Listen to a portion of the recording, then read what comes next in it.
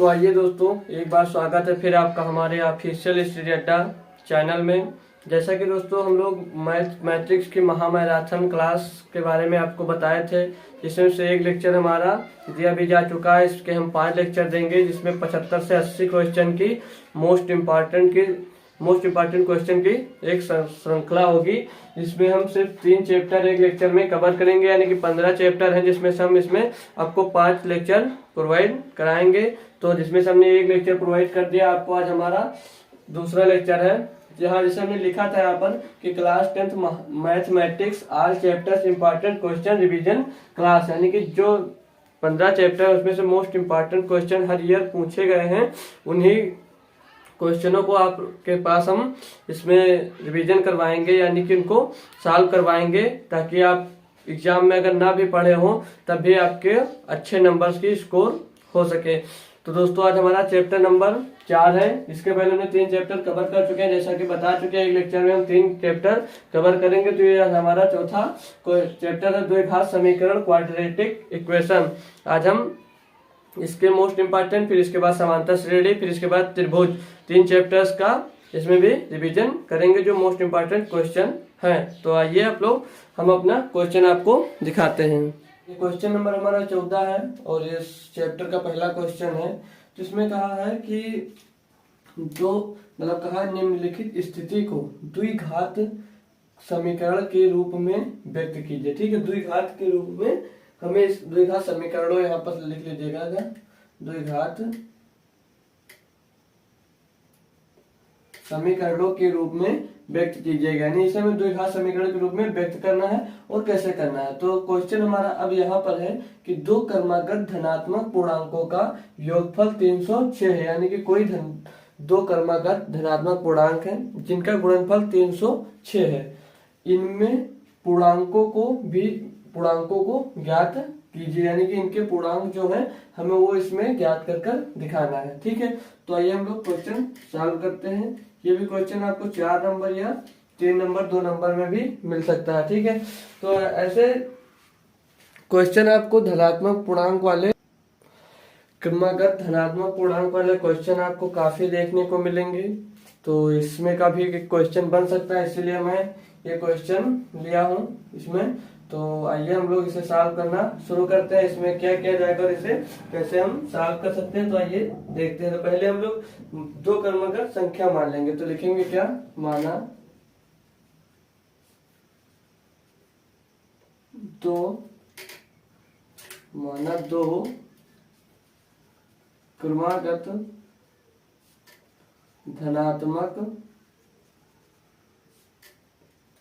क्रमागत धनात्मक पूर्णांक क्या है, एक x तथा x+1। ऐसे ही हम लोग धनात्मक पूर्णांक मानते हैं, जैसे कोई x माना, फिर एक x+1, फिर x+2, ऐसे हमारे धनात्मक पूर्णांक चलते जाएंगे। तो अगर 3 कहा होता है तो 3 होता है, x+2, ऐसे हम लोग इसे लिख सकते थे। ठीक हो, तब क्या कहा है इसमें कि पूर्णांकों का गुणनफल 306 है। तो यहाँ पर हम क्या लिखेंगे कि दोनों धनात्मक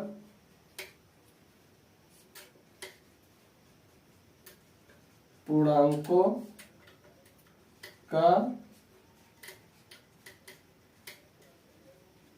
गुणनफल कितना है दोस्तों, 306 है। ठीक, 306 है। तो इसलिए इसमें कहने का मतलब जो है कि 2 पूर्णांक हमारे, एक पूर्णांक x तथा एक x+1 माना। तो x दूसरा है, क्या माना है, x, और दूसरा माना x+1 = 306। इसको जब x का अंदर मल्टीप्लाई होगा तो x² + x = 306 हमारा आ गया यहाँ पर। ठीक है, अब इसे जब और इसे सॉल्व करते हैं, ये तो पहले समीकरण बनाएंगे। समीकरण जब बनाएंगे तो ये x² + x - 306 बराबर 0 हो गया। तो एक समीकरण हो गया। और इसमें कहा क्या गया था कि 2 घात समीकरणों के रूप में व्यक्त कीजिए। तो ये द्विघात लगा, इसलिए द्विघात समीकरण है। तो यहीं पे लिख देंगे, क्या आता है, यह अभीष्ट द्विघात समीकरण है। ठीक है, अतः यह अभीष्ट द्विघात समीकरण है। अब इसके आगे हम इसका सॉल्व करेंगे और इसके पूर्णांक मतलब जो वो निकलेंगे अवयव, उसे भी हम लोग निकाल कर आपको दिखाते हैं। धनात्मक पूर्णांक हम निकालते, पूछा पूर्णांक था ना, यहाँ पे हम समीकरण के रूप में व्यक्त कर दिए। अब इनमें पूर्णांकों को ज्ञात करना है, तो इनके पूर्णांक भी हमें ज्ञात करना है। तो उसके लिए आगे क्या करना है ये देखते हैं। ठीक है, तो x square plus x minus 306 बराबर 0, इसको हम तोड़कर इसके मतलब शून्य जैसे ज्ञात किया जाता था वैसे शून्य ज्ञात किया जाएगा। अब कैसे आप लोग इसे तोड़ सकते हैं, इसका मल्टीप्लाई यहाँ पर होगा और फिर यहाँ पे जो एक्स दिया है इसको ऐसे गुणा करने पर हमारा 306 आए और जोड़ने घटाने पर हमारा कितना आ जाए दोस्तों, एक्स आ जाए। तो ऐसे हमें मालूम नहीं है, इसलिए हम 306 का क्या करेंगे दोस्तों, लासा निकाल लेंगे। तो 306 का लासा है 3 से पहले तो मल्टीप्लाई होगा, तो 3 1 3, 0 का 0, 3 दूनी 6, फिर ये भी हमारा कट जाएगा, फिर 3 से एक बार जाएगा, 3 3 का 9 और 3 4 12, 34 आ गया, फिर 2 से जाएगा 17 आएगा, फिर ये 17 से आएंगे, यानी कि 17 तो होगा ही, और 3 3 का 9 दूनी 18, तो 18 गुणे 17 और इनका गुणनफल दोस्तों 306 आता है।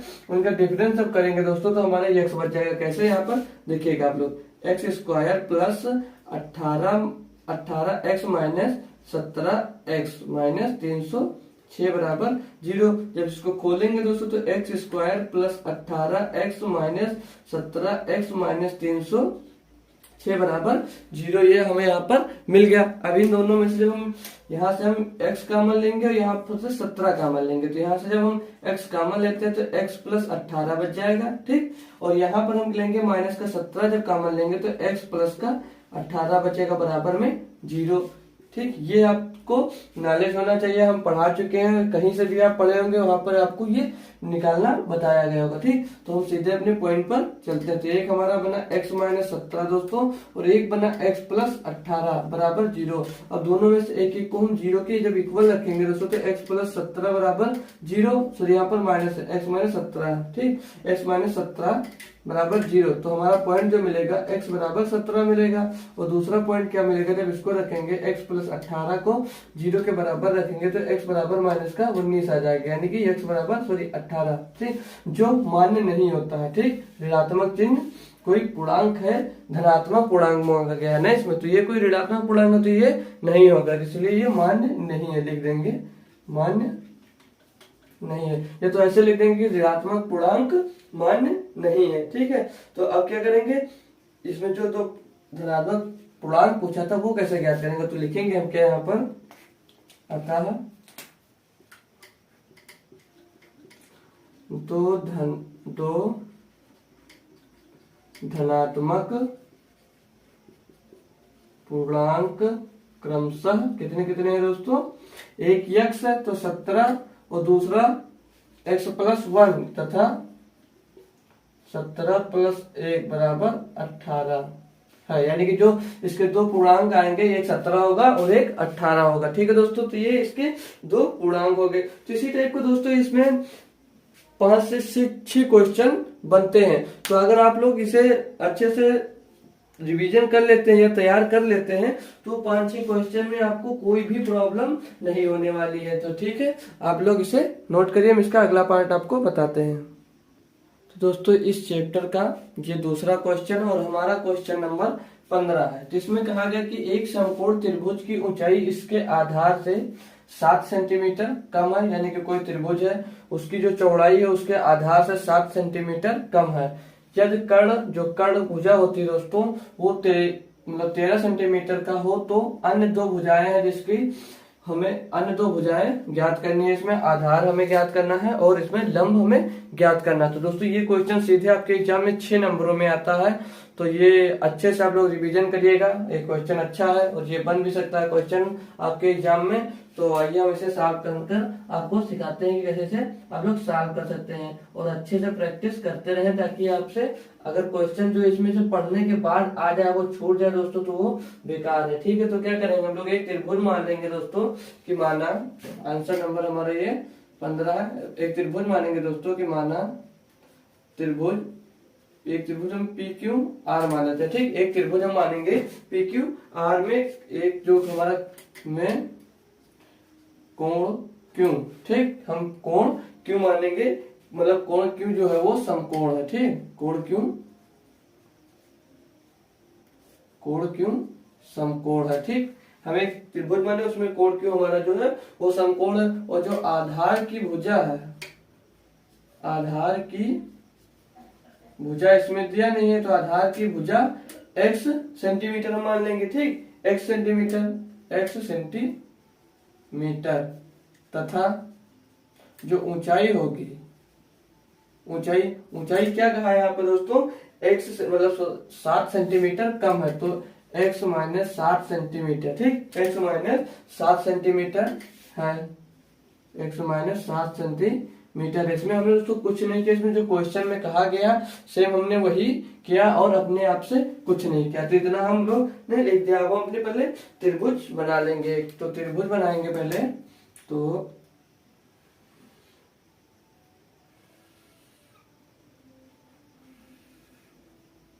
ठीक। ये हमारी जो हुई x माइनस 7 सेंटीमीटर, ये x सेंटीमीटर और ये 13 सेंटीमीटर, जो हमें क्वेश्चन में प्रोवाइड किया गया है, यानी कि क्वेश्चन में हमें कहा गया है। तो ये हमारा P हुआ और ये हमारा Q हुआ और ये हमारा R हुआ। ये समकोण हमारा यहाँ से बन रहा है। समकोण मतलब दोस्तों 90 डिग्री को कहा जाता है। अब इसमें पाइथागोरस प्रमेय आप लोगों ने पढ़ा होगा, नहीं पढ़ा तो यहाँ पर देखिए, इसे लिख देंगे हम पाइथागोरस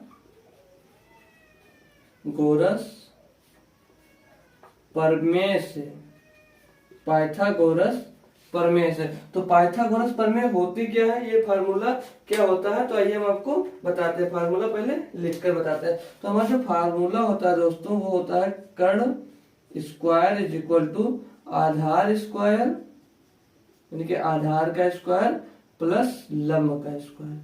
ये इसका दोस्तों हमारा फार्मूला होता है। ये पाइथागोरस थ्योरम होती है। कर्ण स्क्वायर इज इक्वल टू लंब स्क्वायर प्लस आधार स्क्वायर, या आधार स्क्वायर प्लस लंब स्क्वायर, ये फार्मूला होता है पाइथागोरस थ्योरम का।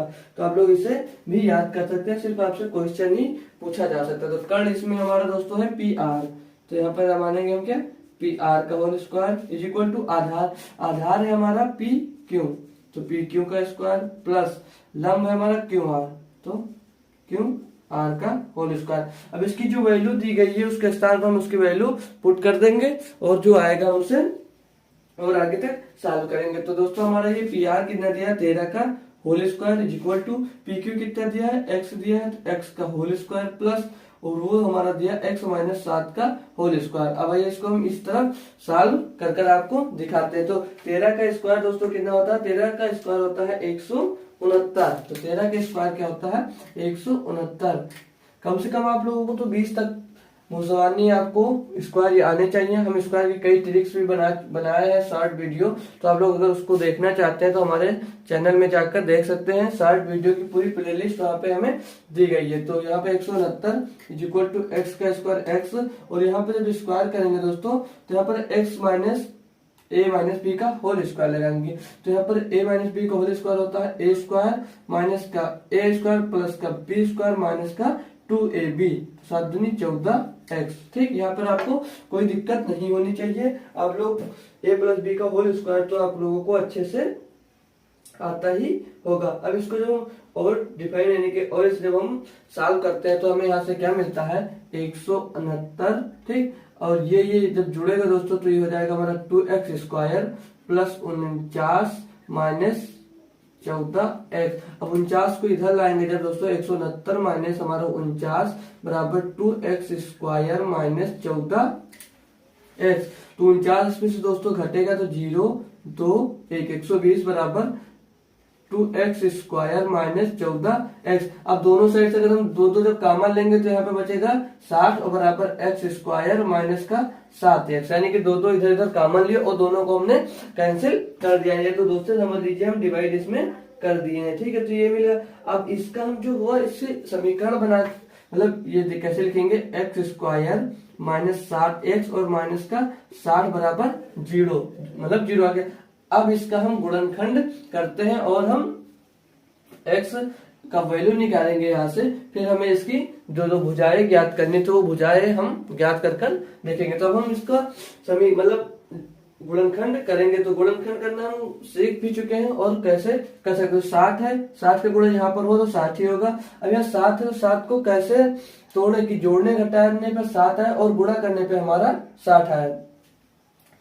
तो बिल्कुल आसान है, 12 पंचे 60, 12 में से दोस्तों 5 जाएगा तो आपका बचेगा ये 7। तो सम ये बनेगा क्या, एक्स स्क्वायर प्लस का 12x और माइनस का 7x। अगर आप ये डिटेल में पढ़ना चाहते हैं तो हम इसकी प्लेलिस्ट की लिंक आपको अपने डिस्क्रिप्शन में दे देंगे, आप वहां से इसे पढ़ सकते हैं, अभी टाइम भी है। ठीक, तो ये 12x और माइनस का 12x और प्लस का 5x और माइनस का 60 बराबर में 0। अब इसमें दोस्तों हम x कॉमन लेंगे, यहाँ पर 5 कॉमन लेंगे। तो यहाँ से दोस्तों हम x कॉमन लेते हैं तो बचेगा यहाँ पर x माइनस 12 और यहाँ पर हम जब 5 कॉमन लेंगे दोस्तों तो बचेगा x माइनस 12 बराबर 0। और ये मिला यहाँ से क्या, x माइनस 12 मिला एक और दूसरा हमारा मिला x प्लस 5। अब इसको हम एक को 0 के बराबर रखेंगे तो x माइनस 12 बराबर 0। तो x बराबर यहाँ से हमें 12 मिला, एक वैल्यू x की हमें 12 मिल गई। दूसरा रखेंगे दोस्तों तो x प्लस 5 बराबर 0। तो x बराबर माइनस 5 जो कि मान्य नहीं है, ये हमारा मान्य नहीं होता कभी भी। जब भुजा मतलब कोई भी भुजा होगी दोस्तों तो माइनस में तो होगी नहीं, प्लस में होगी, इसीलिए माइनस हम चिन्ह यहाँ पर नहीं लेंगे। जहां अगर यहाँ पे इसके शून्य पूछता तब आपको ये दोनों भुजाएं मतलब ये जो दो मिला था इससे दोनों कामा कर लिख सकते थे, लेकिन भुजा पूछी गई तो भुजा कभी माइनस में नहीं हो सकती। ये तो ऐसा आप लिख भी सकते हैं, भुजा ऋणात्मक नहीं हो सकती है। ठीक, अब x बराबर 12 मिला तो हम यहाँ पर x की वैल्यू पुट कर देंगे और देख लेंगे हमारा मतलब क्या क्या है। ठीक, कौन कितने मीटर है। तो आधार हमारा जो था दोस्तों वो PQ स्क्वायर था। तो आधार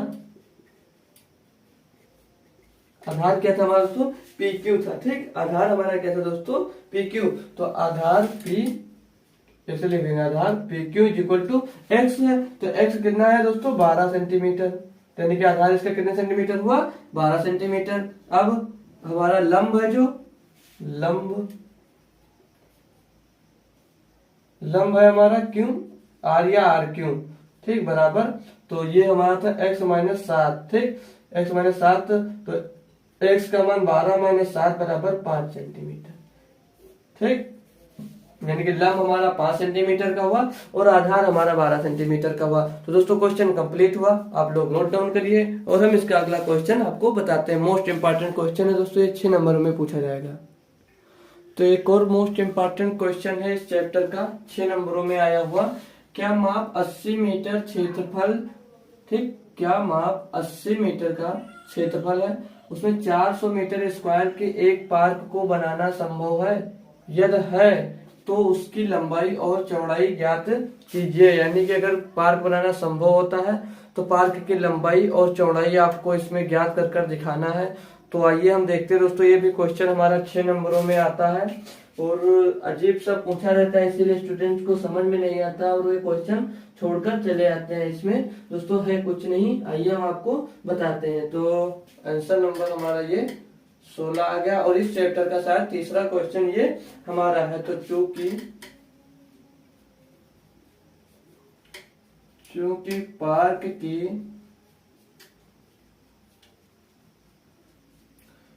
जो पार्क की स्थिति है, ठीक, वो आयताकार होगी।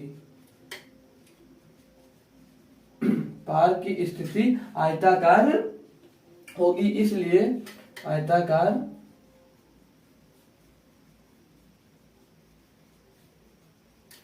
पार्क की स्थिति आयताकार होगी, इसलिए लंबाई और चौड़ाई ज्ञात करनी है। ठीक, इसलिए लंबाई और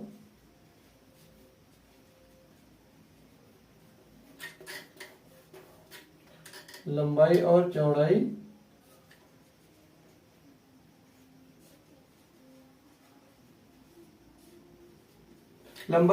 हम इसमें ज्ञात करनी है। तब हम लोग पार्क की लंबाई को x मान लेंगे, तब माना पार्क की लंबाई x मीटर है। पार्क की लंबाई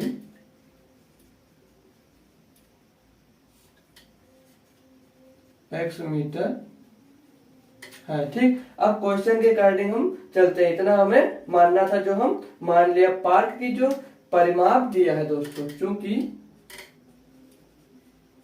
पार्क का परिमाप है दोस्तों कितना, 80 मीटर। ठीक, पार्क का हमें परिमाप इसमें दिया गया है दोस्तों 80 मीटर, इसलिए 2 गुणे लंबाई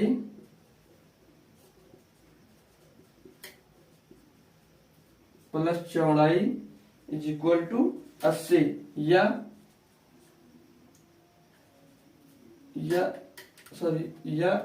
x प्लस चौड़ाई। अब x प्लस चौड़ाई कैसे है दोस्तों, ये लंबाई हमने यहाँ पर x मान लिया तो x, और चौड़ाई की जगह चौड़ाई, और 2 इधर जब डिवाइड होगा दोस्तों ये हमारा आ जाएगा 40। ठीक, 40 आ गया। ये पार्क का परिमाप का फार्मूला होगा दोस्तों कि 2 ब्रैकेट में लंबाई प्लस चौड़ाई, ठीक, बराबर है ये परिमाप है जो इसका क्षेत्रफल। ठीक, ये आ गया हमारा 40, 2 यहाँ पर डिवाइड हुआ इसलिए दोस्तों यहाँ पर हमारा ये 40 बचा। इसलिए चौड़ाई जो होगी हमारी क्या आ गई, चौड़ाई यहां से क्या निकल कर आएगी दोस्तों, 40 माइनस की x, ये हमारी यहां से चौड़ाई निकल के आएगी, यानी कि 40 माइनस x मीटर, ये चौड़ाई होगी। और लंबाई को हमने क्या माना है, x। अब पार्क का क्षेत्रफल कितना है, पार्क का क्षेत्रफल है दोस्तों 400 मीटर। ये पार्क का हमारा क्षेत्रफल है। इसकी लंबाई गुणे चौड़ाई देखते हैं कितनी है, लंबाई गुणे चौड़ाई। ठीक, ये लंबाई गुणे चौड़ाई पार्क की है 400 मीटर स्क्वायर। ये इसकी मीटर स्क्वायर, आप लोग इसे ऐसे लंबाई गुणे चौड़ाई 400 मीटर स्क्वायर है। ठीक, अब लंबाई को हमने x माना है और चौड़ाई हमारी कितनी निकल कर आई दोस्तों, 40 माइनस x। ये हमारी यहाँ से यहाँ पर हमने चौड़ाई निकाली है बराबर में 400। जब से और सॉल्व करते हैं दोस्तों तो ये आ जाएगा 40x माइनस का x square is equal to 400। यहाँ पर हमें 400 मिल गया। अब हम इसको और आगे जब सॉल्व करते हैं दोस्तों, इन सभी को इस साइड लेकर आएंगे तो ये x स्क्वायर प्लस का और 40x माइनस का और प्लस का 400 बराबर 0, ये हमें यहाँ से मिल गया। अब इसके हम लोग गुणनखंड करेंगे और इसकी लंबाई और चौड़ाई यहाँ से हम लोग निकालेंगे। तो 400 है और यहाँ पर दोस्तों 40 है, तो सीधे सीधे आपको दिख रहा है 20 प्लस 20 40, और 20 का 20 से गुणा होगा तो 400 आता ही है। तो क्या होगा दोस्तों, ये x square minus 20x, sorry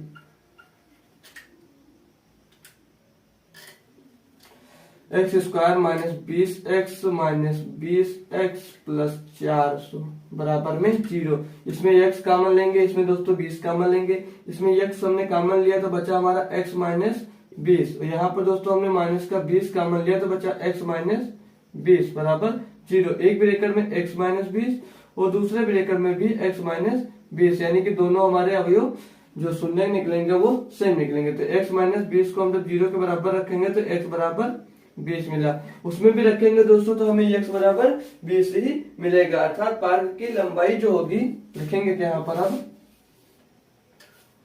अर्थात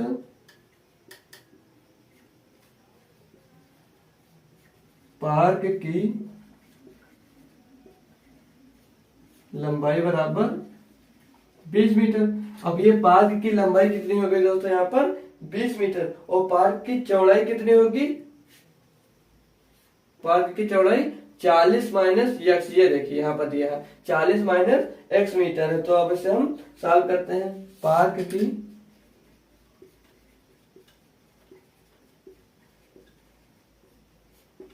की चौड़ाई बराबर 40 माइनस एक्स यानी कि 40 माइनस 20 बराबर 20 मीटर। पार्क की लंबाई भी दोस्तों 20 मीटर है और पार्क की चौड़ाई भी 20 मीटर है। तो अतः पार्क बनाना संभव है। अतः पार्क बनाना संभव है, यानी कि दोनों हमारे अच्छे से निकल कर आ गए हैं। जो इसके क्षेत्रफल है वो प्लस में आया है, इसलिए पार्क बनाना आपको संभव है। तो ये दोस्तों क्वेश्चन हमारा 6 नंबर में पूछा जाएगा, इसे आप लोग नोट डाउन कर लीजिए। तो ये दोस्तों क्वेश्चन नंबर हमारा 17 है इस चैप्टर का। ये भी दोस्तों आपके 6 नंबर में ही पूछा जाएगा। तो 6 ही नंबर में दोस्तों पूछा जाएगा। इस चैप्टर से हमने दोस्तों 6 नंबर के लगभग 4 से 5 क्वेश्चन करवाए हैं। अगर इन दोस्तों 4 से 5 क्वेश्चन आप लोग कंप्लीट कर लेते हो तो इसमें से एक ना एक क्वेश्चन आपको 6 नंबर में जरूर देखने को मिलेगा। तो अब हम ये क्वेश्चन भी आपको सॉल्व कर कर दिखाते हैं। हमारा क्वेश्चन नंबर 17 है। इसमें कहा गया है, एक बार रीड कर लीजिए, कि एक रेलगाड़ी एक समान चाल से 360 किलोमीटर की दूरी तय करती है।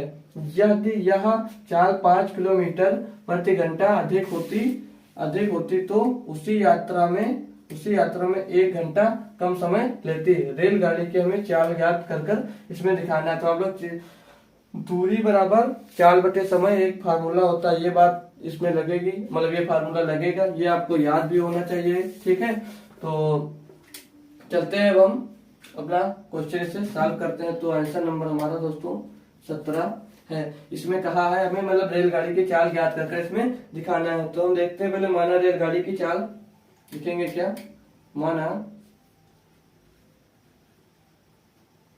रेलगाड़ी की चाल x किलोमीटर प्रति घंटा है। हमने दोस्तों x मतलब जो रेलगाड़ी की चाल है उसको x किलोमीटर घंटा मान लिए। ठीक, x किलोमीटर प्रति घंटा हो तब 360 किलोमीटर दूरी तय करने पर, ठीक, 360 किलोमीटर की दूरी तय करने में लगा समय, तब 360 किलोमीटर दूरी तय करने में लगा समय।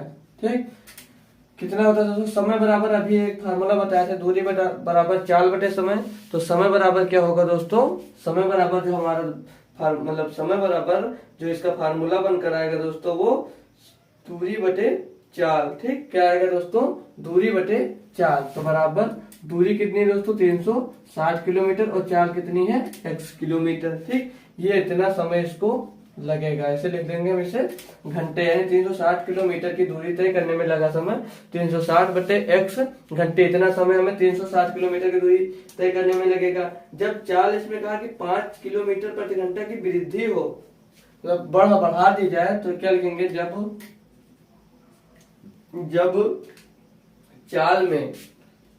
चाल में 5 किलोमीटर प्रति घंटा, किलोमीटर प्रति आवर्स, ऐसे समझ जाइएगा आप लोग। ठीक है, की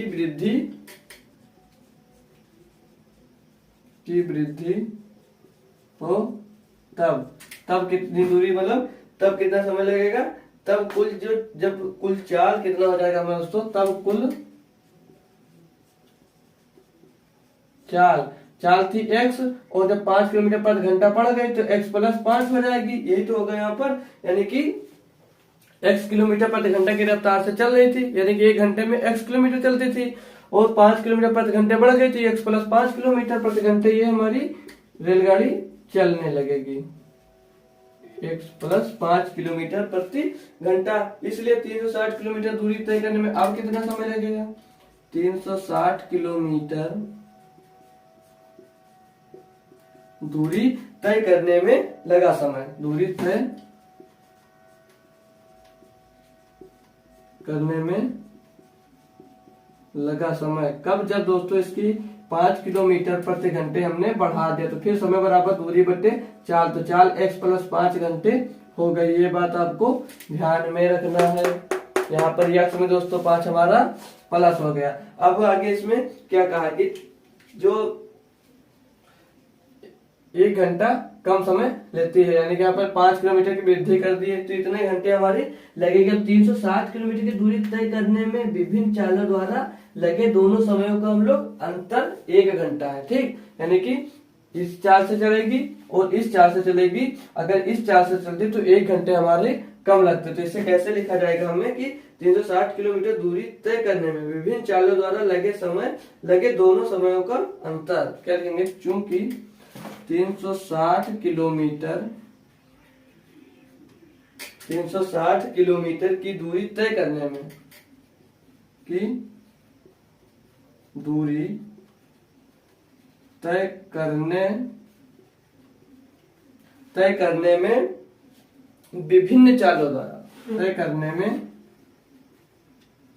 विभिन्न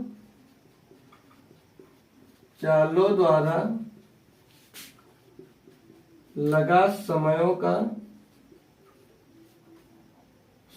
का अंतर कितना दोस्तों, 1 लगा समयों का अंतर 1 घंटा है। यानी कि जो समय लगा था वो हमारा 1 घंटा लगा था। तो पहली दूरी क्या है दोस्तों, इनका अंतर है, यानी कि इनका घटाएंगे जो होगा वही होगा। यानी कि जैसे 360 बटे एक्स माइनस 360 बटे एक्स प्लस 5 बराबर 1, इनका अंतर ये हमारे यहाँ पर निकल कर आ गया। अब इसे हम सॉल्व करेंगे और x की वैल्यू यहाँ से हम निकालेंगे। जो x की वैल्यू होगी दोस्तों वही हमारी चाल ओरिजिनल चाल होगी। इसे इधर हम थोड़ा और सॉल्व करते हैं, हटाकर 360 बटे एक्स माइनस 360 बटे एक्स माइनस 5 बराबर में 1 घंटा। अब इसका क्रॉस मल्टीप्लिकेशन होगा दोस्तों, तो 3 अभी सॉल्व करते चलते हैं या अभी ना सॉल्व करें, थोड़ा सा सॉल्व कर लेंगे। तो जब ये हमारा x का गुणा होगा तो ये 360 x आएगा, फिर माइनस का 5 शून्य 5 6 23 5 15 3 18 यानी 1800 आ जाएगा। फिर माइनस लगाएंगे दोस्तों, x का गुणा इधर होगा तो 360x और बट्टे में दोस्तों x माइनस 5 बराबर में ये हमारा एक यहाँ पर दिया। अब ये हमारा क्रॉस मल्टीप्लिकेशन जब फिर से होगा इसका दोस्तों, तो क्या आ जाएगा, ये 360 x माइनस 1800 माइनस 360 x बराबर x और ब्रैकेट में x माइनस 5। यहाँ पर देखते हैं दोस्तों कि हमारे कट भी रहा था कुछ, लेकिन हम वहां पर सॉल्व नहीं किए। तो आइए हम यहाँ पर देखते हैं, ये प्लस का था दोस्तों, ये माइनस का था, इसलिए कैंसिल हो जाएगा। बचेगा क्या यहाँ पर दोस्तों, ये इधर हम इस तरफ ये जो 1800 उस साइड हम लेते चलते इसी समय, तो x ये और x का मल्टीप्लाई अंदर करा देंगे, तो x स्क्वायर माइनस 5x और प्लस का ये प्लस का 1800 हो जाएगा, क्योंकि इस साइड माइनस का उस साइड गया, ये प्लस का आ गया। अब यहाँ पे क्या हो गया, x square minus 5x plus 1800। अब इनका हम गुणनखंड करेंगे दोस्तों, और जो गुणनखंड होगा उसी से हम अपने अवयव निकालेंगे, और वो x का जो वैल्यू निकलेगी वही हमारे यहाँ पर दूरी हो जाएगी, मतलब समय रेलगाड़ी की चाल निकल कर आएगी। तो अब हम 1800 का गुणनखंड निकालेंगे कि उससे जोड़ने घटाने पर दोस्तों 5 आए, और गुणा करें तो हमारा 1800 आ जाए। तो इसे 5 से पहले काटना शुरू हम करते हैं, तो 5 3 15 और बचा 30, 5 6 30, 360 हो गया। फिर 5 से काटेंगे 70 आ जाएगा, फिर 5 से काटेंगे तो 1 4 14 आ गया, फिर 2 से काटेंगे 7, फिर 7 करना 7, ठीक। यानी कि 5 से हम 25 5 125 250 250 70 1800। अब इसमें हम देखते हैं कि हमारा क्या बन सकता है, तो उसी तरह हम लोग इसे बनाकर फिर इसका हम गुणा करते हैं। तो 5 से काटा तो ये 360, फिर 5 से काटा 5 से 35 बचा 1, यहाँ पर 72 आएगा दोस्तों, 5 दूनी 10 हो जाएगा। फिर ये 5 से यहाँ पर नहीं कटेगा, मिस्टेक हो गया था, 72 आ गया। ये हमारा 3 से मल्टीप्लाई हो सकता है, 3 दूनी 6 और 3 चौक 12 24 आ गया। फिर 3 से 3 8 24 हो गया, फिर 4 दूनी 8 2 चौक 2 करना 2। अब यहाँ से हम लोग देखते हैं कि क्या बन सकता है, तो 3 तरीका 9 9 चौक 36 और 50 25 दूना 50, तो 36 और 50 का डिफरेंस काफी हो जाएगा दोस्तों। और क्या बन सकता है यहाँ पर, 3 चौक 12, ये भी नहीं बनेगा, एक बार फिर से इसका गुणनखंड करते हैं, शायद मिस्टेक हो रहा है कहीं पे। 1800 का जब दोस्तों हम लोग गुणनखंड करते हैं तो ये पहले 2 से काटते हैं तो ये 900 आ जाएगा, फिर 2 से काटेंगे दोस्तों तो 450 आ जाएगा, फिर 2 से काटेंगे तो 225 आ जाएगा। अब 5 से काटते हैं इसको तो यहाँ पर आ जाएगा 45, फिर 5 से काटते हैं तो 5 9 45, 3 त्रिका 9, फिर 3 त्रिका 9, क्या बनेगा 2 दूनी 4, दूनी 8, 8 पंचे 40, 5 3 15 3 45, और 45 और 40 डिफरेंस मिल गया यहाँ पर। तो क्या होगा ये एक्स स्क्वायर माइनस का 45 एक्स और प्लस का 40 एक्स, इसका गुणनखंड तो गुणा करेंगे तो ये होता है 1800 और जोड़ते घटाते हैं तो हमारा 5 यहाँ पर बच जाता है। इसमें एक्स कॉमन होगा, यहाँ पर हमारा कॉमन जो होगा क्या होगा वो 40 कॉमन हो जाएगा। ठीक, तो आइए इसे हम घटाते हैं। जब यहाँ पर हम कॉमन लेंगे x तो बचेगा x माइनस 45, यहाँ पर माइनस का 40 अब कॉमन लेते हैं दोस्तों तो यहाँ पे बचता है x माइनस 45 बराबर 0। अब x माइनस 40 मिला एक और एक मिला दोस्तों x, एक मिलेगा हमारा यहाँ पर x माइनस 45 बराबर 0। ठीक, एक मिला हमारा यहाँ पर x माइनस 40 और एक मिला दोस्तों हमारा x माइनस 45। ठीक है, भाई मिस्टेक कुछ हो रहा है क्या, एक्स स्क्वायर मिस्टेक दोस्तों यहाँ से हो रहा था, यहाँ पर x प्लस 5 है, ये देखिएगा x प्लस 5, यहाँ पर भी x प्लस 5 हो जाएगा। फिर जब दोस्तों इसका यहाँ पर जब ये क्रॉस मल्टीप्लिकेशन होगा तो ये 1800 प्लस का हो जाएगा, यहाँ पर भी 1800 आपका प्लस का आ जाएगा। ठीक, तो इसके चलते इस साइड में जब आ जाएगा तो 1800 ये हमारा माइनस का हो जाएगा। ठीक है, और यहाँ पर आइएगा और यहाँ पर भी हमारा प्लस का हो जाएगा। वो क्यों, जो यहाँ से क्रॉस मल्टीप्लिकेशन हुआ तो x ये इधर ही तो आया था तो ये भी प्लस का हो जाएगा, तो फिर यहाँ पर ये भी प्लस का होगा और ये जो 40 है दोस्तों ये हमारा माइनस का हो जाएगा और ये 1800 भी हमारा माइनस का हो जाएगा। अब यहाँ से हम देखते हैं तो ये 45 दोस्तों प्लस का था। ठीक, यहाँ पर x कॉमन लेंगे तो प्लस का 45 बचेगा और यहाँ पर 40 माइनस प्लस का 40 इसमें दोस्तों हम लोग कॉमन लेंगे तो यहाँ पर x प्लस 40 मिल जाएगा और दूसरा अवयव मिलेगा x माइनस 45 का। ठीक है, सॉरी x प्लस 45 का, यहाँ पर हम दोस्तों माइनस कॉमन लेंगे। ठीक है, ये हमारे x माइनस 40 आएगा और दूसरा x प्लस 45 आ जाएगा। ठीक है, अब इसके आगे हम इसको एक एक को 0 के बराबर रखेंगे तो x माइनस 40 को 0 के बराबर जब रखेंगे दोस्तों तो x बराबर यहाँ से हमें 40 मिलेगा। दूसरा देखते हैं x प्लस 45 बराबर 0 और x बराबर ये माइनस का 45 आ जाएगा। तो दूरी कभी तो माइनस में हो नहीं सकती कि चलेंगे तो प्लस में तो हम लोग चलेंगे, तो दूरी हमारी ये 45 नहीं हो सकती। तो अतः जो ट्रेन की चाल होगी वो रेलगाड़ी की चाल क्या होगी, 40 किलोमीटर प्रति घंटा। अतः रेलगाड़ी की चाल 40 किलोमीटर प्रति घंटा थी है। ठीक है, तो ये उत्तर हो गया दोस्तों इस क्वेश्चन का। ये भी क्वेश्चन हमारा कंप्लीट हुआ दोस्तों, आप लोग इसे नोट कर लीजिएगा। और अब हम इसका अगला चैप्टर देखते हैं, चैप्टर नंबर 5 जो समांतर श्रेणी है दोस्तों। इसमें से आप लोग अपने आप से भी कुछ क्वेश्चन हल कर सकते हैं और ना टाइम हो तो सिर्फ यही लेक्चर आप देखकर चले जाइएगा तो आपको पासिंग मार्क बहुत ही आसानी से मिल सकते हैं। तो आइए दोस्तों हमारा चैप्टर नंबर 5 यानी कि पार्ट 5 समांतर श्रेणी अरिथमेटिक प्रोग्रेशन बहुत ही फेवरेट चैप्टर होगा दोस्तों आप लोगों का, अगर अच्छे से पढ़े होंगे। इसमें काफी सारे फार्मूलाज होते हैं योगफल का और कई भी फार्मूले होते हैं, तो आई होप आप लोगों को दोस्तों फार्मूले याद होंगे, क्योंकि हम यहाँ पर फार्मूले आपको रिवाइज नहीं कराएंगे, सीधे हम क्वेश्चन पे आते हैं। क्योंकि एग्जाम टाइम है दोस्तों, आपको सिर्फ यहाँ पे क्वेश्चन की ओर फोकस करना है। जो क्वेश्चन आपके एग्जाम में बनने वाले हैं हम वही क्वेश्चन आपको यहाँ पर सिर्फ पढ़ाएंगे और ना कि डिटेल में पढ़ना है। तो आप लोग दोस्तों हमारे प्लेलिस्ट या कोर्स से भी इसे पढ़ सकते हैं। तो आइए दोस्तों इसे सॉल्व करना आप लोग शुरू करते हैं। तो आंसर नंबर हमारा ये 18वां क्वेश्चन है और इस चैप्टर का ये हमारा पहला क्वेश्चन। जो 3 अंकों वाली जो संख्याएं होती हैं दोस्तों, 3 अंकों वाली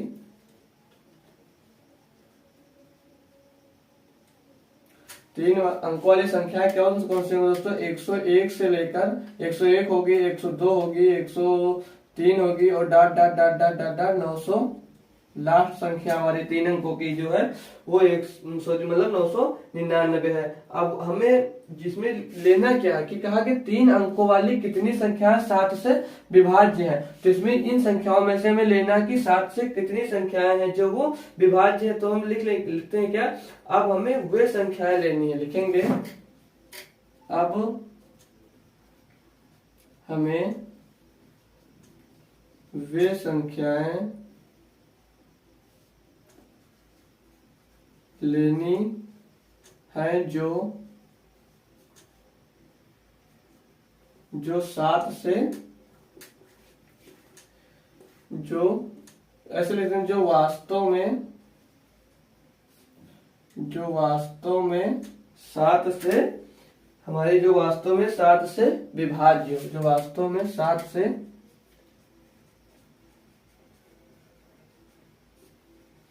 विभाज्य। अब ऐसी कौन सी संख्या है जो वास्तव में 7 से विभाज्य हो? ये है नहीं दोस्तों, हो है, ठीक। वास्तव में 7 से विभाज्य हो तो अर्थात ऐसी कौन सी संख्या हो सकती है? तो पहली संख्या दोस्तों हमारी हो सकती है 105 हो सकती है। तो लिखेंगे क्या? यहाँ पर लिखेंगे कि 105 कामा, अब 105 में दोस्तों आप लोग 7 प्लस करेंगे तो 105 में दोस्तों हम 7 प्लस करेंगे तो कितना आ जाएगा?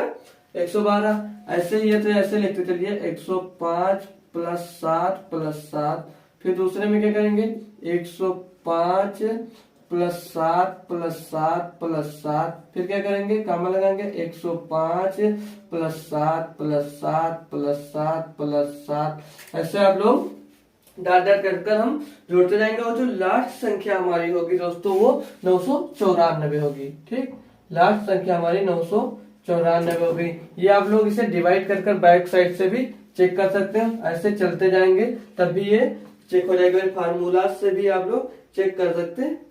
या कितनी हो गई? ऐसे लिख सकते हैं इसको सॉल्व करके। या 105 कामा 112 कामा 119 कामा 126 डॉट डॉट डॉट डॉट 994। इतनी ये संख्याएं हैं जो हमारी 7 से विभाज्य हैं। अब हम क्या करेंगे? इसमें हमें ज्ञात क्या करना था कि 3 अंकों वाली कितनी संख्याएं ज्ञात करना था, ठीक। तो यहाँ पर n हमें ज्ञात करना है, ठीक। यहाँ पर हमें n नंबर्स आपको ज्ञात करना है, ठीक। तो यहाँ पर दोस्तों a बराबर क्या है हमारा? 105 है।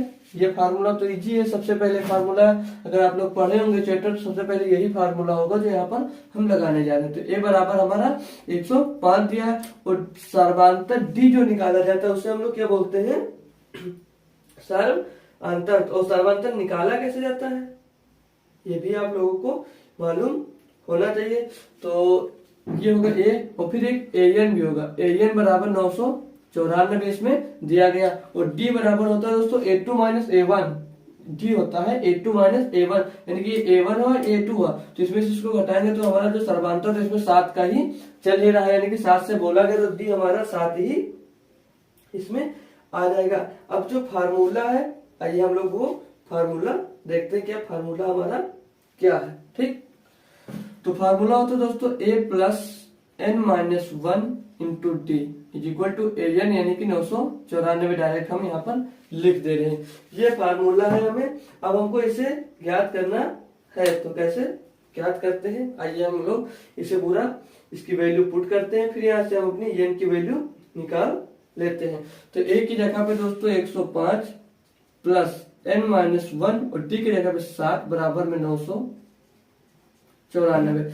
अब इसको जब हम और सॉल्व करते हैं दोस्तों तो ये 105 उस साइड भेजेंगे तो n minus 1 multiply 7 is equal to 994 minus का 105। अब n माइनस 1 गुणे 7 बराबर 14 में 5 के बाद 9 और यहाँ पे बचा 8 का 8 बच गया और यहाँ पे फिर 9 में से 1 जाएगा 889 बचेगा। अब 7 से हम दोस्तों इसको डिवाइड करेंगे।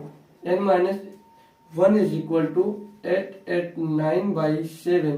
तो 7 बन जा 7 बचा 1 हो गया 18 यानी कि 7 एक नम 7 बचा, यहाँ पर 1 हो जाएगा 18, तो 7 दूनी 14 बचेगा 4 हो जाएगा 49, तो 7 7 49, यानी कि n minus 1 is equal to 127। तो n is equal to 127 plus में 1 हो गया, तो n बराबर 128। ठीक, तो वास्तव में इसमें 3 अंक वाली जो संख्याएं हैं 101 से लेकर 999 तक, इनके बीच में दोस्तों 128 संख्याएं हैं जो आपकी 7 से विभाज्य है। ऐसे ही कोई सी भी संख्या का आप लोग अगर निकालना, कोई आपसे कह दे कि 3 अंकों की संख्या निकालिए जो 5 से कितनी इसके बीच में विभाजित है, या 7 से 8 से 9 से जितने से भी विभाजित हो, सेम प्रोसेस लगाना है आपको और ऐसे निकाल कर उसको बता देना है सिर्फ 1 मिनट में। अगर सारा कुछ आपको मालूम है तो सिर्फ 1 मिनट में आप उसको बता सकते हैं आंसर। तो आइए दोस्तों, अब इस चैप्टर का हमारा दूसरा क्वेश्चन और हमारा क्वेश्चन सीरीज का 19 नंबर क्वेश्चन है। इसमें कहा गया दोस्तों 8 के प्रथम 15 गुणजों के योग ज्ञात कीजिए। दोस्तों 2 से 4 नंबर में क्वेश्चन जरूर पूछे जाते हैं ऐसे, और इस चैप्टर से भी अच्छे क्वेश्चन हमारे उठते हैं और बहुत ही सरल होता है। तब भी बच्चे कुछ नहीं समझ में आता है, कुछ तो छोड़कर चले आते हैं। मेन चीज है दोस्तों इसमें आप लोगों को फार्मूला क्लियर होना चाहिए कि कौन सा फार्मूला किस क्वेश्चन में लगेगा। ठीक है, ये बात आपको ध्यान में रखना चाहिए। तो आइए दोस्तों हम अपना क्वेश्चन नंबर 19 देखते हैं कि इसे कैसे हम लोग सॉल्व कर सकते हैं। तो 8 के जो गुणज होते हैं दोस्तों, 8 के गुणज, तो 8 के गुणज पहला तो 8 ही हुआ, दूसरा 16 होगा, तीसरा 24 होगा और चौथा 32 होगा। ऐसे डाट डाट डाट डाट हम 15 पदों तक, इसमें प्रथम 15 पदों तक निकालने के लिए कहा गया था, इसलिए 15 पदों तक। तो यहाँ पर जो प्रथम पद है हमारा, यानी कि a बराबर 8, और जो सार्वधातुक होता है d को, ये a हमारा होता है प्रथम पद। एक बार लिख दे रहे हैं, नहीं मालूम है तब भी आप लोग देख सकते हैं प्रथम पद, और d को बोला जाता है सार्वधातुक।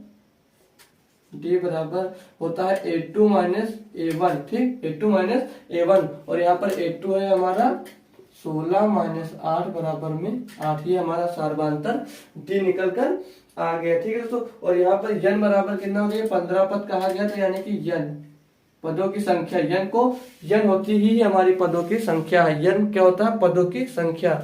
लिख देंगे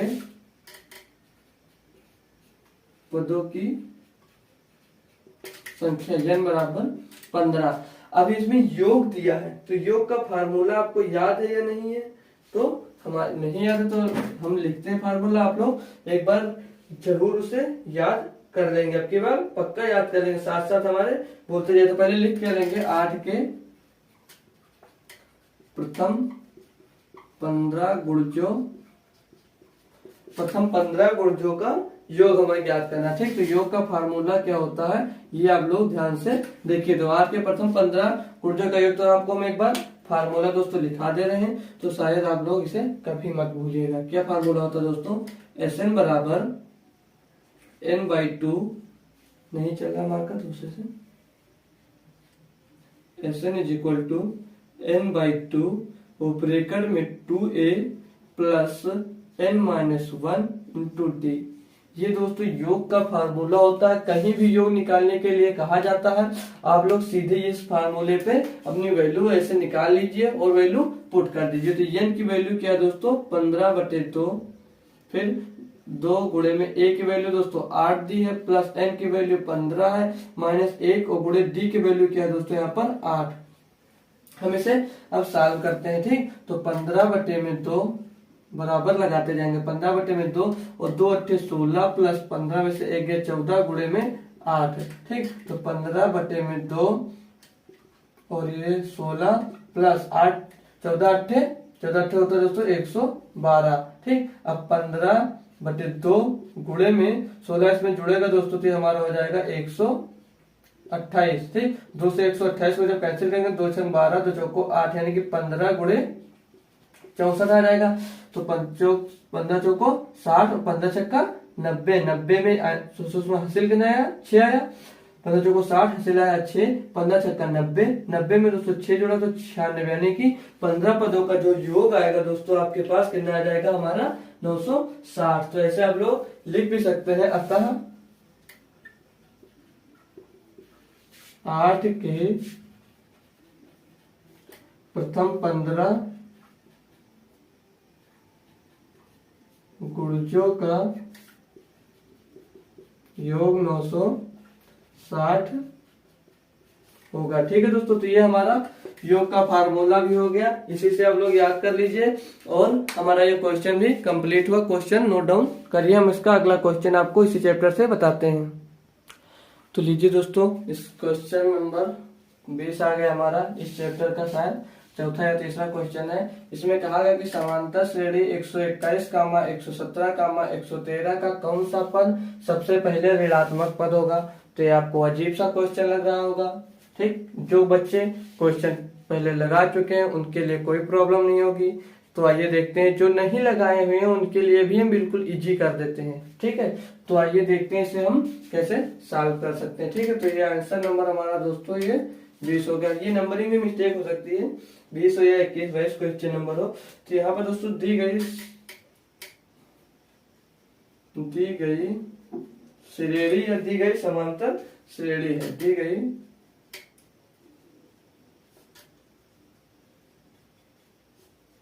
समांतर श्रेणी हमारी क्या है दोस्तों, 121, 117, 113 डाट डाट डाट डाट, ये कोई हमारी समांतर श्रेणी दी गई है। यहाँ पर प्रथम पद क्या है हमारा, प्रथम पद वही ए, प्रथम पद ए बराबर 121 दिया हुआ है हमारे। ठीक, प्रथम पद क्या दिया हमारा यहाँ पर 121 दिया। और सर्वांतर जो होता है दोस्तों, सर्वांतर जो होता है कि हमारा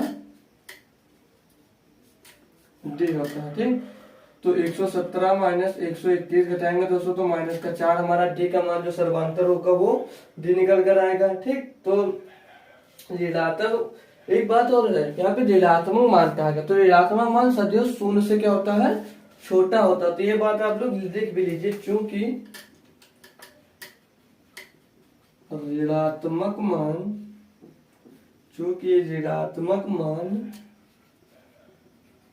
शून्य से छोटे होते, मतलब शून्य से छोटे होते यानी कि an, ऐसे इसे आप लोग देख सकते हैं कि 0 से जो हमारा an निकल कर आएगा वो छोटा होगा। जो फार्मूला लिखा जाएगा ये ऐसे लिख सकते हैं, a plus n minus 1 into T 0।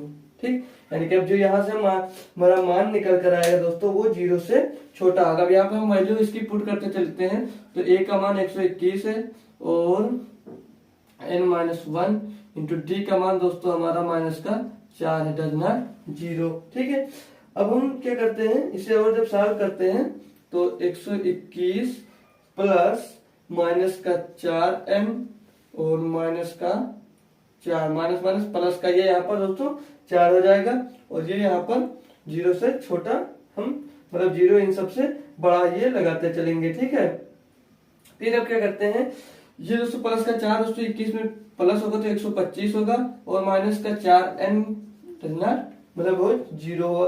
फिर ये माइनस का 4n और इसको हम उस तरफ अपना मतलब सेंड करते हैं, इसको भेजेंगे उस साइड में, तो हो जाएगा माइनस का 125। अब इस माइनस से माइनस भी हमारा कैंसिल हो जाएगा, तो 4n ग्रेटर देन, यहाँ पे ग्रेटर देन है ना कि बराबर है, ग्रेटर देन 125। तो n की जो मान निकल कर आएगा n ग्रेटर देन 125 बटे 4, तो n greater than is equal to 4 3 12, 4 एक 4 बचा 2 हो गया 20, यानी कि 4 पंचे 20, यानी कि 31.25।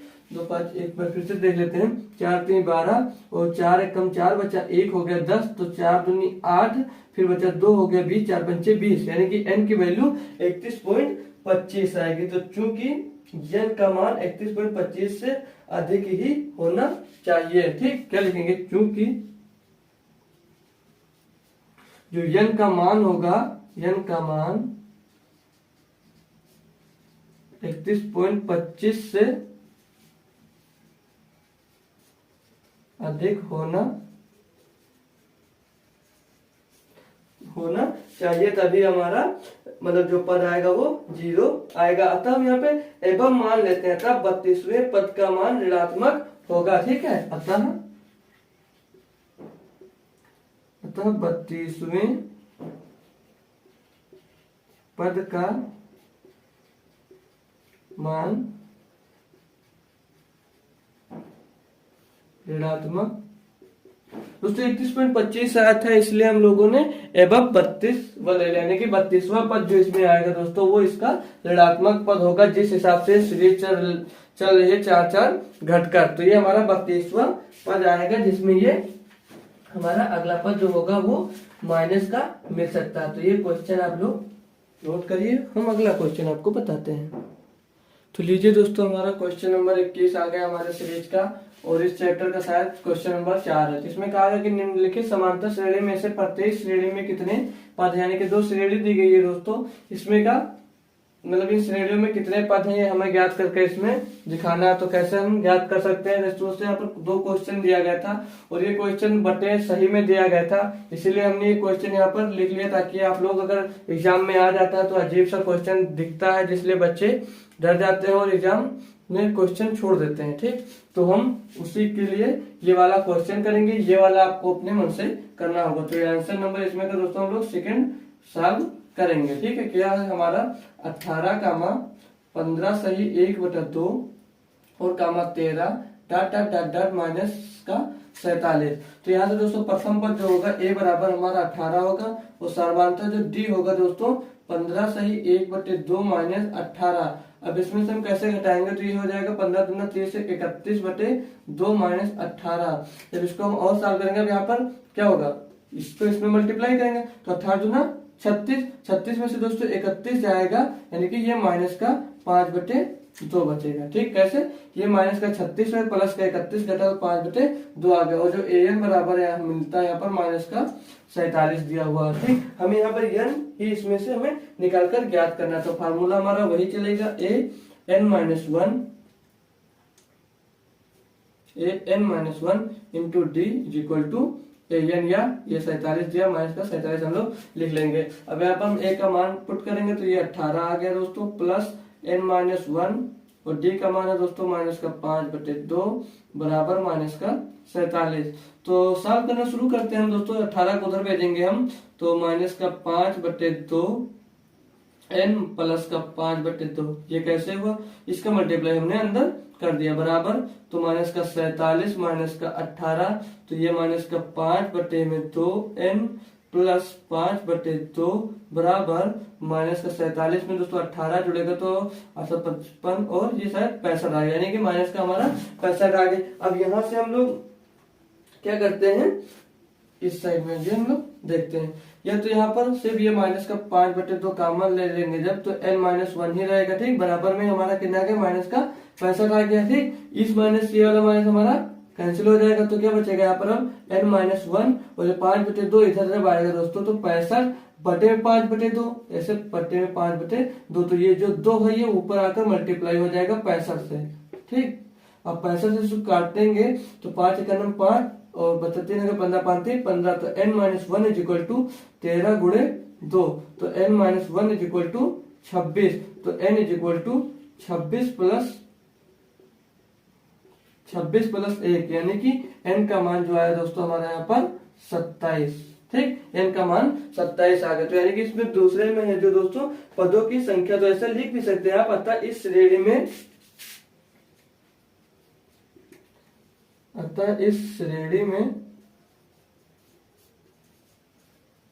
27 पद है। ठीक, इस श्रेणी में आपके दोस्तों 27 पद है। अब आप लोग क्वेश्चन, जो पहला वाला क्वेश्चन है इसको जरूर अपने आप प्रैक्टिस करिएगा। ठीक, तो देखिए दोस्तों क्वेश्चन नंबर 22 है, इसमें कहा गया है कि 2 समांतर श्रेणियों का सर्वांतर समान है, यानी कि कोई 2 समांतर श्रेणी दी गई है, उनका जो सर्वांतर d निकल कर आता है वो समान है, यदि इनके समूह पदों का अंतर 100 है। ठीक, जो समूह पद होगा इनका, उनका अंतर 100 है, तो इनके 1000 में पदों का अंतर क्या होगा दोस्तों। तो दिख रहा है आपको ये अजीब क्वेश्चन, कुछ नहीं है, सिर्फ आपको इसमें रट कर जाना है। ठीक, हम ऐसा क्वेश्चन लगाएंगे, सिर्फ आप लोग इसे 2 बार यहाँ से एक बार दे समझ लीजिए, एक बार अपने कॉपी पे नोट डाउन कर लीजिए, फिर हम जो आपको पीडीएफ टेलीग्राम पे प्रोवाइड कराएंगे वहां से एक बार इसको भी देख लीजिएगा।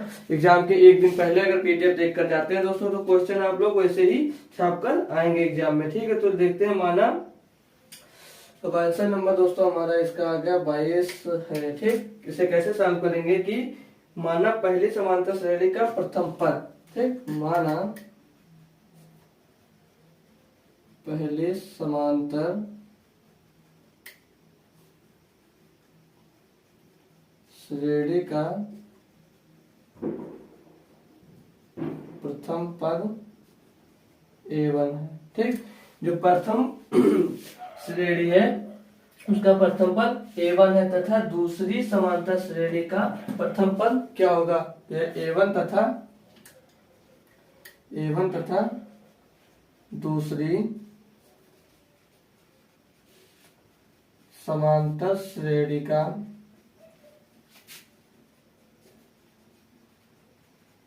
प्रथम पद, ठीक, प्रथम पद हमारा A2 है। ठीक, अब सार्वधातुक जो दिया है इसलिए सार्वधातुक समान दिया है।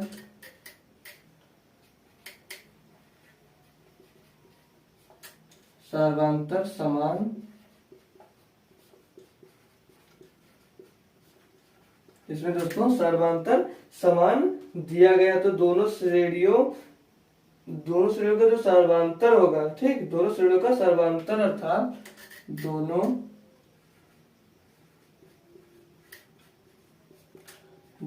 श्रेणियों का सार्वधातुक, तो दोनों श्रेणियों का सार्वधातुक यहाँ पर दोस्तों हमारा क्या होगा?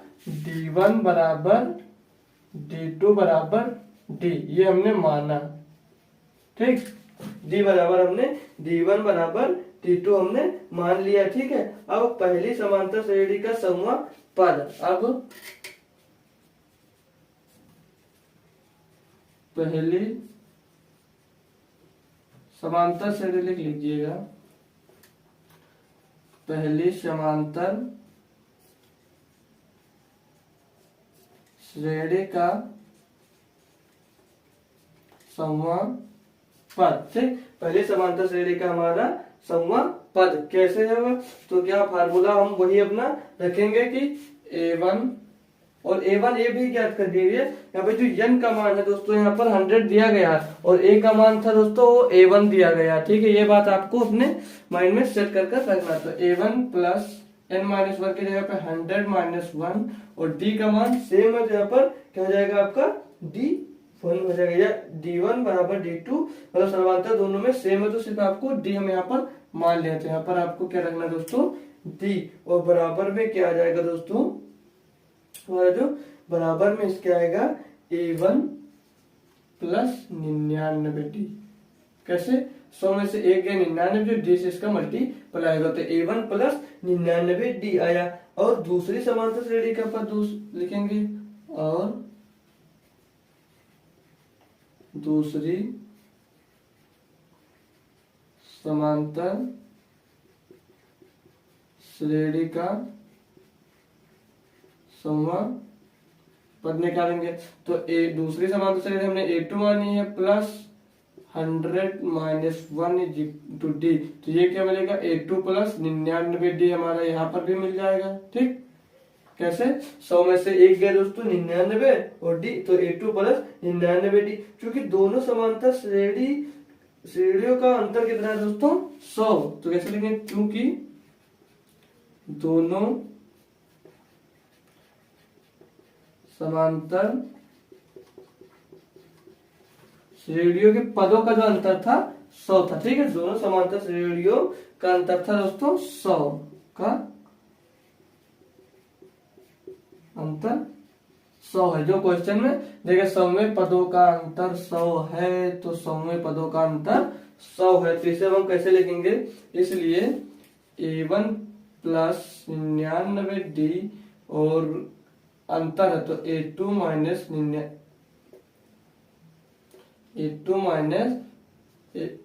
A1 plus 99D minus A2 plus 99D। ठीक है, यहाँ पर ये मिल गया। ठीक, ये ब्रैकेट में आप लोग रख सकते हैं इसको, और बराबर में ये हमारा 100 इसका अंतर हुआ। ठीक, या और हम इसको सॉल्व कर लेते हैं तो हमें यहाँ से क्या मिलेगा?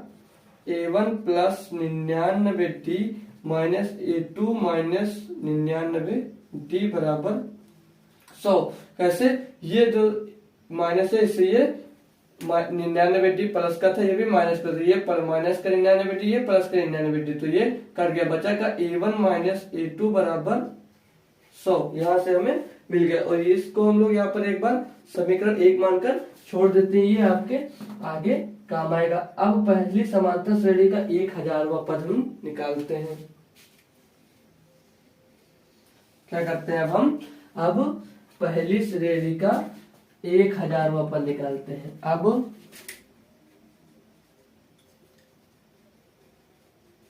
पहली श्रेणी का 1000वां पद, तो पहली श्रेणी का हम 1000वां पद निकाल लेंगे। कैसे, तो A1 प्लस 1000 माइनस 1D, तो ये मिलेगा कितना, A1 प्लस 999D। यहाँ से इतना ही तो मिलेगा, जैसे इधर वाला किया गया था ऐसे उधर वाला किया जाएगा। अब तथा दूसरी, यहाँ पे समांतर लगा लीजिए, दूसरी समांतर श्रेणी का 1000वां पद। ठीक, तो दूसरी समांतर श्रेणी A2 प्लस 1000 माइनस 1 गुणे D बराबर ते मिलेगा A2 प्लस 999D। अब इन दोनों का अंतर हमें यहाँ पर ज्ञात कर दिखाना था कि क्या होगा, तो लिखेंगे इसलिए दोनों श्रेणी के 1000वें पद का अंतर, इसलिए दोनों श्रेणी के 1000वें पद का अंतर, दोनों श्रेणी के 1000वें पद का अंतर निकालकर इसमें दिखाना। तो A1 प्लस 999D एक ब्रैकेट में माइनस A2 प्लस 999D, इनका अंतर हमें यहाँ पर ज्ञात कर दिखाना है कि क्या होगा। तो A1 plus 999D minus A2, A minus अंदर मल्टीप्लाई होगा तो माइनस का 999D हो जाएगा। तो अब क्या देख रहे हैं आप लोग, ये प्लस का और ये माइनस का तो कैंसिल हो गया, क्या गया, A1 माइनस A2 बच गया। और A1 माइनस A2 समीकरण कहीं एक मान्य थे A1 माइनस A2 कहीं समीकरण आप लोग एक मान्य थे, तो A1 बराबर A2 का जो मान होगा वो कितना आ जाएगा दोस्तों, आपके पास 100। यानी कि जो 1000वें पद का अंतर होगा वो भी हमारा 100 ही होगा। ठीक, क्या होगा, 100 होगा। तो लिख लेंगे अतः 1000वें पद का अंतर 100 होगा। अतः 1000वें पद का अंतर 100 होगा। ठीक है दोस्तों, थोड़ा सा लिखने वाला क्वेश्चन था इसलिए इसमें टाइम ज्यादा लग गया। तो आई होप दोस्तों ये भी क्वेश्चन आपको अच्छे से समझ में आ गया होगा दोस्तों। तो क्वेश्चन आप लोग इसे कंप्लीट कर लीजिएगा। तो इस चैप्टर से लगभग दोस्तों हमने सारे इंपॉर्टेंट क्वेश्चन आपको बता दिए हैं। अगर आपको और भी कोई इंपॉर्टेंट क्वेश्चन लग रहा है दोस्तों तो आप लोग उसको भी प्रैक्टिस करते रहे। अभी आपके पास 15 से 20 दिन का टाइम। तो दोस्तों हमारा एक चैप्टर 6 आ गया, इसमें क्वेश्चन नंबर 23 है। इस चैप्टर का ये पहला क्वेश्चन है। तो इसमें हमसे क्या कहा गया है कि दोस्तों कि थेल्स प्रमेय का प्रयोग करते हुए सिद्ध कीजिए कि एक त्रिभुज की किन्हीं दो भुजाओं के मध्य बिंदु को मिलाने वाली रेखा तीसरी भुजा के समांतर होती है। मतलब जो इसमें कहा गया कि थेल्स प्रमेय का हमें प्रयोग करना है और एक त्रिभुज की किन्हीं दो भुजाओं के मध्य, जैसे जो कोई त्रिभुज है, इन ये दो भुजाओं के मध्य बिंदुओं को मिलाने वाली तीसरी रेखा, ये तीसरी रेखा है, तीसरी रेखा भुजा जो है, इसकी भुजा ऐसे समांतर है या नहीं, इसे हमें इसमें प्रूव कर दिखाना है थेल्स प्रमेय से। ठीक है दोस्तों, ये क्वेश्चन आपको 4 नंबर में पूछा जा सकता है। ये तो 6 नंबर में अगर आएगा दोस्तों तो ऐसे ही 2 क्वेश्चन आएंगे, उन्हें आपको सॉल्व करने रहते हैं, यानी कि 3-3 नंबर में पूछा जाता है। तो आइए दोस्तों हम इसे सॉल्व करना शुरू करते हैं। ये 4 नंबरों में आपके एग्जाम में पूछा गया था। ठीक है, तो आइए हम देखते हैं इसको।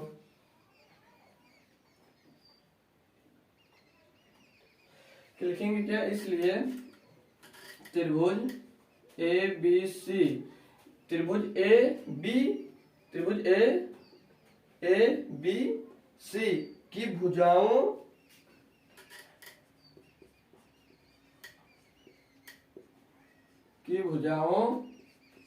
ए बी सी की भुजाओं ए और बी, ठीक है, भुजाओं ए बी और ए सी है। इसकी भुजाएं क्या है, ए बी और ए सी। ये पूरा त्रिभुज है ए बी, और ये इधर ए सी इसकी भुजाएं हैं के मध्य बिंदु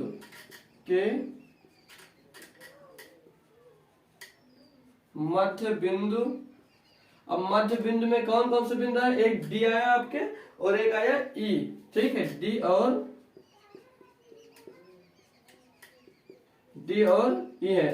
यानी कि एक त्रिभुज है ए बी सी, इनकी भुजाएं ए बी और ए सी पर इनके मध्य जो रेखा है मध्य बिंदु डी और ई एक खींची गई है, ठीक, डी और ई है, ठीक। फिर इसका एक करना है आपको, जिसमें कहा जैसे ए डी है, ए डी बराबर बी डी, ठीक, ए डी बराबर बी डी। कैसे कि मध्य बिंदु पे है तो दोनों क्या होंगे, बराबर होंगे, ठीक। यानी कि इसे मध्य बिंदु पे रखा गया, जैसे कोई एक लाइन है इसके मिडिल पर, मतलब मिड पॉइंट पे रखा जाएगा तो दोनों बराबर ही तो होगा।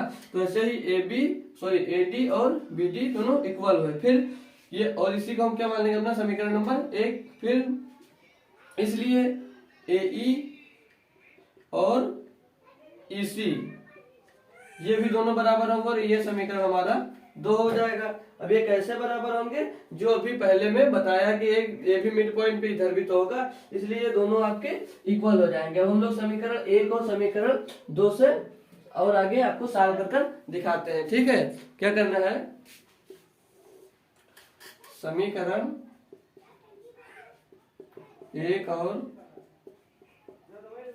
समीकरण 2 से क्या करेंगे, जैसे हमारा पहला समीकरण है ए डी बराबर बी डी, ये हमारा समीकरण है।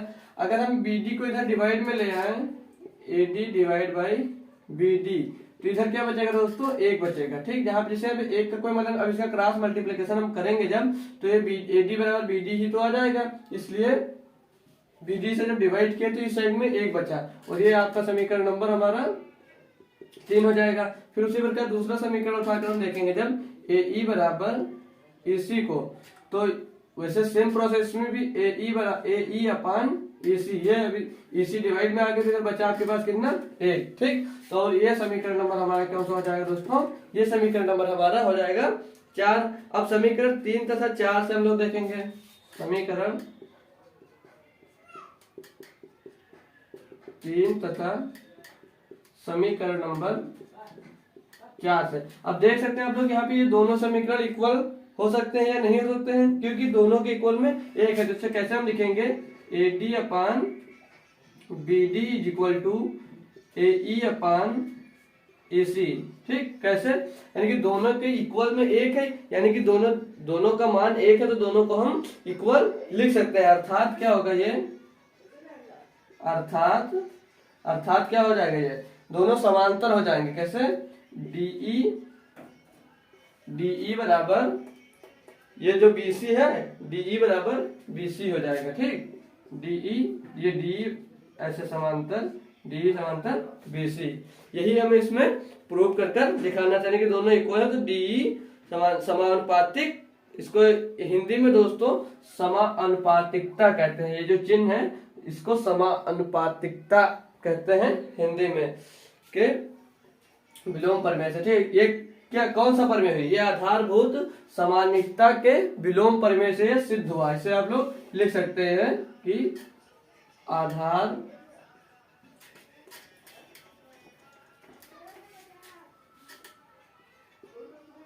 आधारभूत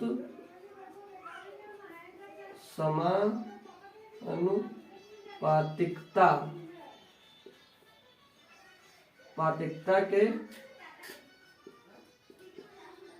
प्रमेय से, ठीक। ये आधारभूत समानुपातिकता के विलोम प्रमेय से होगा दोस्तों, ये विलोम प्रमेय से, ठीक। समानुपातिकता के विलोम प्रमेय से हुआ, ठीक। फिर अतः ये भी लिख देंगे है बता किन्हीं। इसमें जो क्वेश्चन में कहा गया है कि एक त्रिभुज की किन्हीं दो भुजाओं के मध्य बिंदु को मिलाने वाली रेखा तीसरी भुजा के समांतर हो सकती है, यानी इसके समांतर हो सकती है या नहीं हो सकती है, ये हमें दिखाना चाहते। भुजाओं के मध्य बिंदु को मिलाने वाली रेखा तीसरी भुजा के समांतर है। किन्हीं दो भुजाओं को मिलाने वाली तीसरी रेखा किन्हीं दो भुजाओं के मध्य बिंदु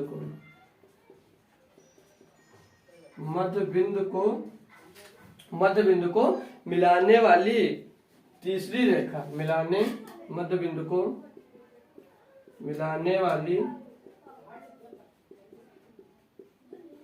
वाली जो आपके पास तीसरी रेखा थी, तीसरी रेखा नहीं, तीसरी भुजा बोल रहे हो यहाँ पर। तीसरी भुजा किसके समांतर है? मतलब जो मध्य बिंदु में खींची गई भुजा ये तीसरी भुजा के समांतर है।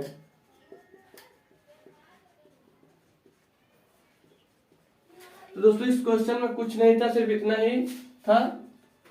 ठीक है, तो आप लोग इसको सॉल्व करने की प्रैक्टिस भी ना करें, अगर एक दो बार सिर्फ इसे पढ़ लेते हैं तो ये क्वेश्चन सीधे सीधे आपको याद हो जाएगा दोस्तों। ठीक है, कुछ भी आता है आपको क्वेश्चन में अगर नहीं मालूम है तब भी इस टाइप कुछ ना कुछ आपको कर आना है, क्वेश्चन छोड़ना नहीं है। तो एग्जाम में आपको क्वेश्चन छोड़ना नहीं है। तो ये क्वेश्चन कंप्लीट हो दोस्तों, आप लोग इसे नोट कर सकते हैं।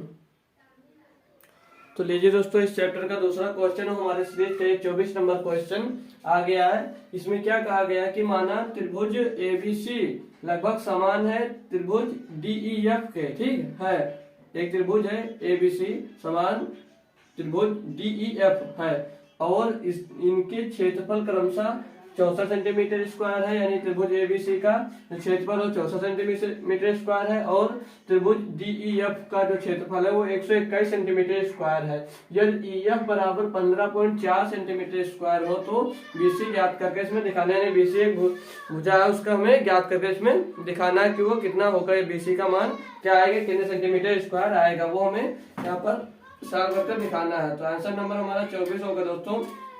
इसे हम फार्मूले से सॉल्व करेंगे। तो क्या फार्मूला है आइए आप लोग देखते हैं। तो हल करेंगे इसमें त्रिभुज ABC का क्षेत्रफल बटे त्रिभुज DEF का क्षेत्रफल बराबर क्या होगा दोस्तों, BC अपान EF है। ठीक, BC square upon EF square. अब इनकी जो वैल्यू है हमें यहाँ पर पुट करना है, बस इतने से इसे हम लोग सॉल्व कर सकते।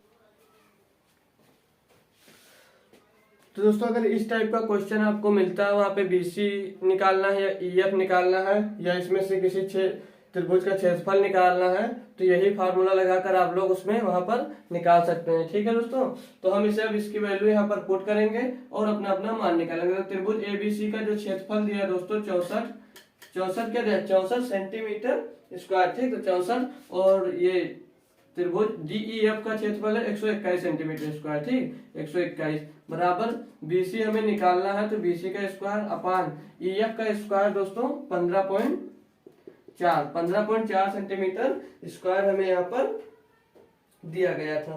ठीक है, तो अब हम इसको सॉल्व करना अपना, मतलब इसे हम सॉल्व करें, इसका स्क्वायर लगा क्योंकि यहाँ पर स्क्वायर लगा। ठीक है, अब हम यहाँ पर क्या करेंगे, इसे जब हम सॉल्व करेंगे तो अगर दोनों ओर वर्गमूल ले लें तो कुछ तो सॉल्व हो जाएगा, क्योंकि यहाँ से स्क्वायर हो जाएगा और इन दोनों का हम लोग वर्गमूल निकाल लेंगे। तो क्या लिख देंगे हम लोग, दोनों ओर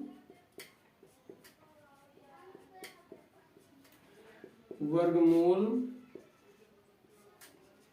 लेने पर, तो दोनों ओर जब दोस्तों वर्गमूल लेंगे तो इसके जब लिख देते हैं एक बार, 64 का √64 बटे 121 बराबर BC स्क्वायर अपान 15.4 का होल स्क्वायर, ये अंडर रूट लगा। ठीक, तो इस अंडर रूट से ये स्क्वायर कैंसिल हो जाएगा।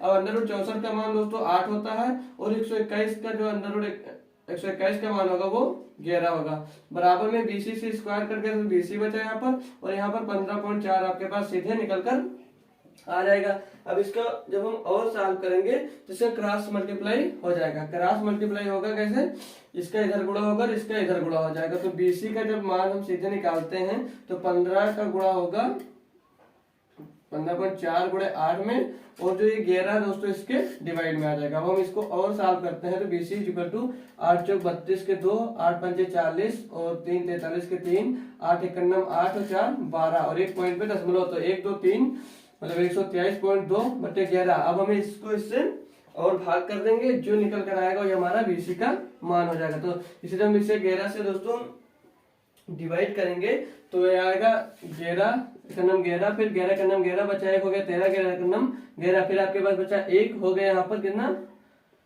ओ 1 बचा था 11 हो गया, फिर 2 बचा दोस्तों 22 हो गया। तो पॉइंट लगाएंगे 11 दूना 22, यानी कि BC इक्वल टू हमारे पास आ गया 11.2, यानी कि 11.2 सेंटीमीटर स्क्वायर होगा। जो BC का मान होगा वो 11.2 सेंटीमीटर स्क्वायर आएगा दोस्तों।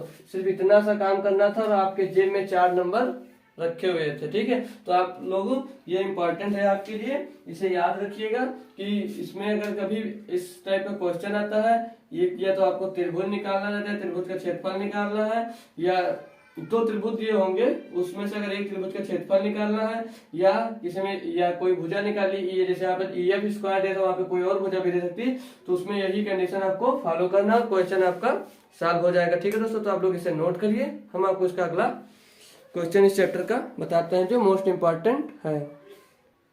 तो लीजिए दोस्तों, इस चैप्टर का शायद सबसे मोस्ट इम्पॉर्टेंट क्वेश्चन ये है आपके लिए, जो अभी पढ़ा रहे हैं उसमें से भी ये मोस्ट इम्पॉर्टेंट क्वेश्चन है, क्योंकि दोस्तों ये होता छोटा सा है पर कहता है इसमें है, जो उससे अगर समझ जाते हैं आप लोग तो बहुत आसानी से इसे सॉल्व कर सकते हैं। सिर्फ इसमें एक चित्र टाइप से आपको बनाना रहता है, अगर चित्र बनाना आपको सही से आ जाता है तो इस टाइप के कोई भी क्वेश्चन आएंगे मात्र तुरंत आप लोग हल कर देंगे। सिर्फ आपको चित्र बनाना, उसके बाद में 4 से 5 लाइनों में आंसर इसका आ जाता है। तो ये दोस्तों मोस्ट इम्पॉर्टेंट क्वेश्चन है, ठीक है। इस टाइप का क्वेश्चन पूछा ही जरूर जाता है। एक ना हम कहा कि 2 खंभे जिनकी ऊंचाइयां 6 मीटर और 11 मीटर हैं, ठीक। 2 खंभा है जिसकी एक खंभे की ऊंचाई 6 मीटर तथा दूसरे खंभे की ऊंचाई 11 मीटर है, तथा ये समतल भूमि पर खड़े हैं, यानी 2 समतल भूमि पर खड़े हैं।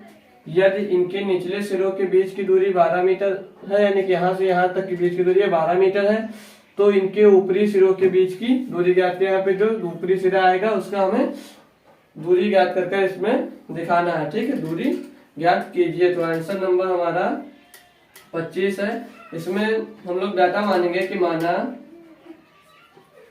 AB तथा CD 2 खंभे मान लेंगे इसमें, ठीक है। 2 खंभे हैं जिनकी ऊंचाइयां इसमें आपके पास दी गई है। ऊंचाइयां 6 मीटर तथा 11 मीटर है, ठीक है। अब हम अपना डायग्राम यानी कि चित्र बना लेंगे जो कि मोस्ट इम्पॉर्टेंट है, ठीक है। अगर वो बनाना आपको आ जाता है तो आपको क्वेश्चन में कोई दिक्कत नहीं होगी। तो एक AB है जो वो 11 मीटर का हम मान लेंगे। इस खंभे को हम लोग 11 मीटर का खंभा मान लेंगे, या थोड़ा दूरी पर लिखेंगे इसे। ये आपके पास जो होगा दोस्तों ये 11 मीटर का खंभा हो जाएगा। और इस साइड मानेंगे जो हम